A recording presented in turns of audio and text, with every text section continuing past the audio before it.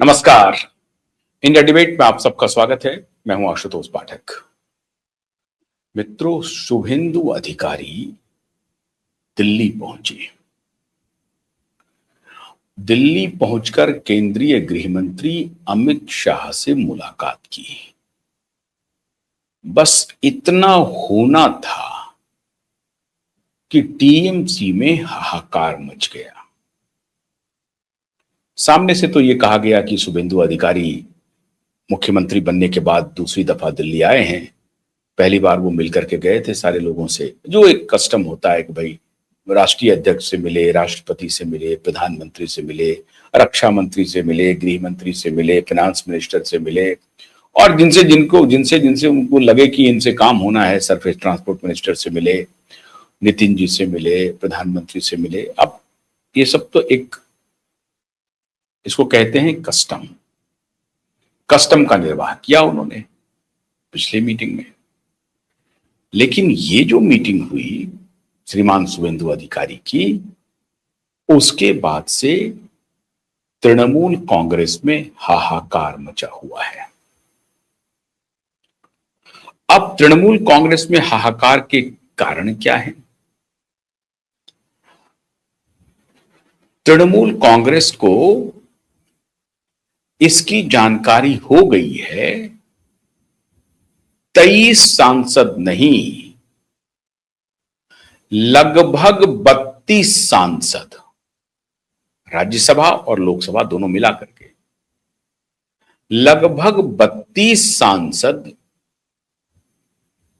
हमारा साथ छोड़ने जा रहे हैं। लोकसभा के सांसद तो टूट चुके हैं, राज्यसभा के सांसद उहापोह में हैं, क्योंकि उनको मालूम है कि जितने दिन तक हम राज्यसभा में हैं, अब जितना उनके जो विधायक हैं उसके स्ट्रेंथ के हिसाब से 3-4 राज्यसभा की सीटें मिल सकती हैं या 2 सीटें मिल सकती हैं।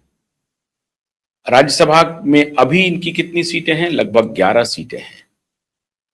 अब ये 11 जो उम्मीदवार हैं उसमें से कुछ का कार्यकाल खत्म भी होने वाला है, तो कुछ सोच रहे हैं कि ये मौका है कि इसके पहले ही हम पाला बदल लें। लेकिन थोड़ा आंख में शर्म आ रही है। शर्म आ रही है तो फौरन से पेशतर वो निर्णय नहीं ले पा रहे हैं, लेकिन निर्णय के कगार पर पहुंच रहे हैं। शुभेंदु अधिकारी के पास 32 सांसदों की लिस्ट थी, जो अंदर से खबर आ रही है, 32 सांसदों की। और वो लिस्ट लेकर के पहुंच गए श्रीमान अमित शाह के पास और उनके सामने रख दिया कि ये मामला है। अमित शाह ने बिल्कुल चश्मा लगा करके पूरा देखा, अच्छा ये सारे सज्जन हैं। शुभेंदु अधिकारी जी ने कहा कि साहब ये सारे लोग हैं, ये सारे टूट रहे हैं, क्या किया जाए? अंदर की खबर है कि कहा कि देखिए, कुछ तो आने के लिए लालायित हैं पार्टी के अंदर, और अगर पार्टी के अंदर वो आ जाते हैं तो अपना स्ट्रेंथ बढ़ जाएगा। हमारा जो कमी हो रही है वो 300 तक पहुंच जाएंगे हम, 240 हैं, 270 तक तो पहुंच ही सकते हैं। मामला देखिए कितना खेल चल रहा है। चर्चा हो रही है कि अगर 23 के 23 सांसद आ जाएं और बीजेपी में आ जाए, एंटी डिफेक्शन लॉ लागू नहीं होगा। 23 सांसद अगर आ जाते हैं हमारे पाले में तो संख्या कितनी हो गई? 240 प्लस 23, 263। 263 इधर से हो गए। चाहिए कितना फुल मेजॉरिटी के लिए? 272।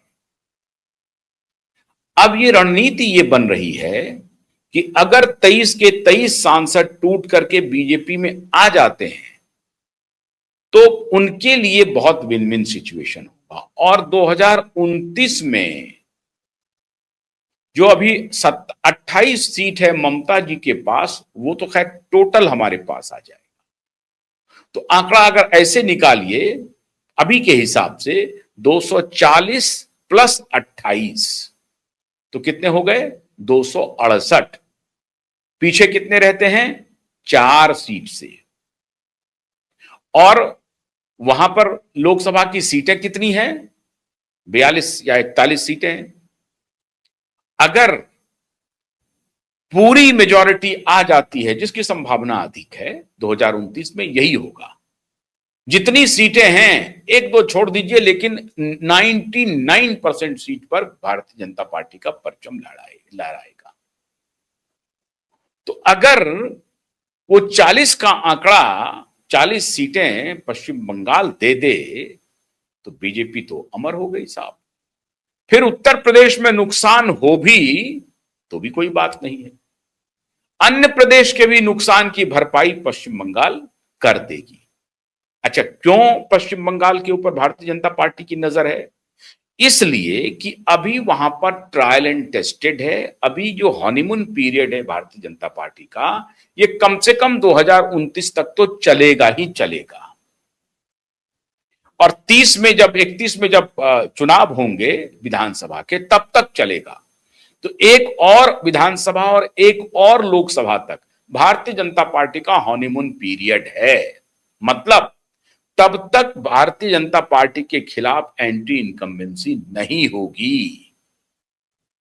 पश्चिम बंगाल की बहुत ही रणनीतिक वैल्यू है भारतीय जनता पार्टी के लिए। इसीलिए ये शुभेंदु अधिकारी और अमित शाह की जो बैठक हुई गई, आए मुख्यमंत्री, आए गृह मंत्री मिलकर चले गए, नहीं, बहुत सारे मुद्दों पर, बहुत सारी बातों पर चर्चा हुई और गंभीर चर्चा हुई। और इसीलिए हाहाकार तृणमूल कांग्रेस के अंदर मचा हुआ है कि अगर लोकसभा तक हमारा हनीमून पीरियड रहता है 2029 तक, तो हमें 99% सीटों का फायदा हो सकता है। और अगर ये फिर लोकसभा के बाद 2031 तक ये हनीमून पीरियड रहा, जो कि विधानसभा, अगर लोकसभा में मान लीजिए कि किसी प्रकार का ऊपर नीचे हुआ, तो भी हमारा जो विधानसभा का हनीमून पीरियड है ये 2031 तक निश्चित रूप से रहेगा। 2031 भी जीतेंगे, विधानसभा भी जीतेंगे और 2029 लोकसभा भी जीतेंगे। अगर उस लोकसभा चुनाव के पहले ये 23 सांसद आ जाते हैं, जिनके खिलाफ ये देखना पड़ेगा कि उनके खिलाफ एंटी इनकम्बेंसी कितनी है। इन 23 सांसद पाला बदलेंगे, उस 23 सांसदों की कॉन्स्टिट्यूएंसी में भारतीय जनता पार्टी का परफॉर्मेंस कैसा रहा है और तृणमूल कांग्रेस का परफॉर्मेंस कैसा रहा है।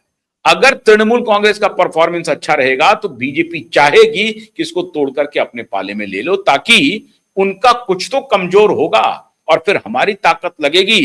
तो ये जो 23 हैं, 23 की जिंदगी हम बचा ले जाएंगे। तो अभी ये कैलकुलेशन चल रहा है कि तृणमूल कांग्रेस में लोकसभा के सांसद, राज्यसभा के सांसद और विधायक सब अगर मिल जाते हैं, तब जाकर के असली तृणमूल कांग्रेस, ये जो ऋतव्रत बंदोपाध्याय की है, जो अभी उनको लीड कर रहे हैं ऋतव्रत बंदोपाध्याय विधानसभा में, ये एक पार्टी के रूप में असली तृणमूल कांग्रेस हो जाएगी। अब इस पर पूरा माथापच्ची किया जा रहा है कि असली तृणमूल कांग्रेस क्या बनने दिया जाए या ना बनने दिया जाए, या उसे विधानसभा तक ही अटका करके रखा जाए, या उसे अभी तत्काल तृणमूल कांग्रेस की संज्ञा दे दी जाए। पहले ममता जी को खत्म कर देते हैं, बाद में देखेंगे। ये चाल भारतीय जनता पार्टी के लिए उल्टा पड़ सकता है। वो दूसरी तृणमूल कांग्रेस को खड़ी करने से बचेगी वो, क्योंकि अब जो टूट करके ममता जी का साथ छोड़ करके लोग आएंगे, तो वो एक प्रकार से समझिए दो तरह से काम होगा। या तो भारतीय जनता पार्टी की लोकल सरकार से डरेगी, या फिर भारतीय जनता पार्टी को कुछ चेकमेट भी करेगी। अभी तक जो तरीका दिख रहा है ऋतव्रत बंदोपाध्याय का, वो तो शुभेंदु भाई डरे हुए हैं मतलब ये जो 80 में से 60 टूट करके गए हैं, जिसको कि ऋतुपत बनर्जी कह रहे हैं कि आने वाले दिनों में 72 हो जाएगा, तो ये 72 के 72 डरे हुए हैं। और इसीलिए भारतीय जनता पार्टी के स्थानीय नेतृत्व ने कहा है कि नहीं, हमें बीजेपी का तृणमूलीकरण नहीं करना है। वो डरे हुए क्यों हैं? क्योंकि वो कहीं ना कहीं कंप्रोमाइज्ड है, कहीं भ्रष्टाचार से, कहीं गुंडागर्दी से।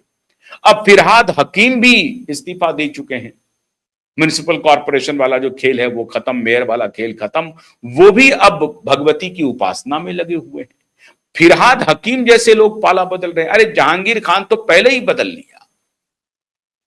कैलकुलेशन मित्रों ये चल रहा है कि क्या तृणमूल कांग्रेस को नए तृणमूल कांग्रेस में कन्वर्ट करने दिया जाए, या विधानसभा तक तो वो तृणमूल कांग्रेस का फाइट है, वो चलेगा दोनों के बीच में। तृणमूल कांग्रेस असली ममता जी के ही पास रखा जाए, और ये जो विधायक टूट के गए हैं उनको तो मिल ही जाएगा, वो मेजॉरिटी में हैं, वो कोई अपनी नई पार्टी बना लेंगे। जो टूटे हुए विधायक हैं वो अपनी नई पार्टी बना लेंगे, क्योंकि एंटी डिफेक्शन लॉ अब उनके ऊपर लागू नहीं होगा, क्योंकि 2/3 मेजॉरिटी से उनके पास जो हेड काउंट है वो है। तो विधानसभा तक उनको रोका जाए। लोकसभा के प्रकरण में ये कि लोकसभा के भी सांसद टूट जाए, राज्यसभा के सांसद टूट जाए, और फिर विधानसभा, ये सब मिलकर के नया तृणमूल कांग्रेस बना ले, इसके पक्ष में श्रीमान अमित शाह तत्काल दिखाई नहीं पड़ रहे हैं।